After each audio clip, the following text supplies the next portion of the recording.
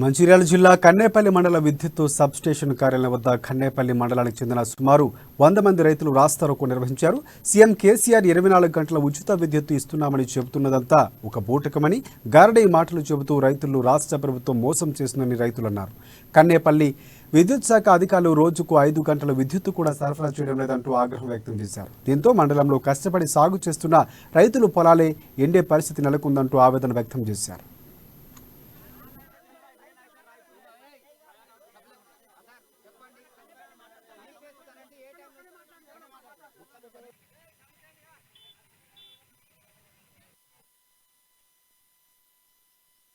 Media మిత్రులకు నమస్కారం. మాది కన్నపల్లి మండల్ మారుమూల గ్రామం అండి.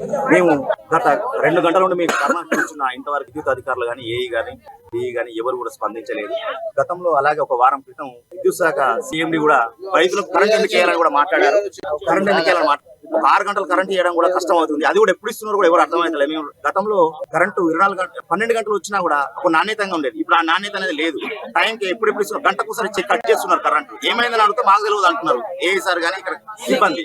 అది ఎందుకంటే మాకు మెసేజ్ వస్తాయి కానీ మాకు కరెంట్ ఇవ్వరట. ఆ మెసేజ్ ఎప్పుడు వస్తుంది అంటే మాకు తెలియదు అంటున్నారు. అంటే ఇది ఎక్కడికి వెళ్ళి నడుస్తుంది, ప్రభుత్వం నడిపిస్తుందా లేకపోతే ప్రైవేట్ సంస్థలు నడిపిస్తున్నాయా కరెంట్?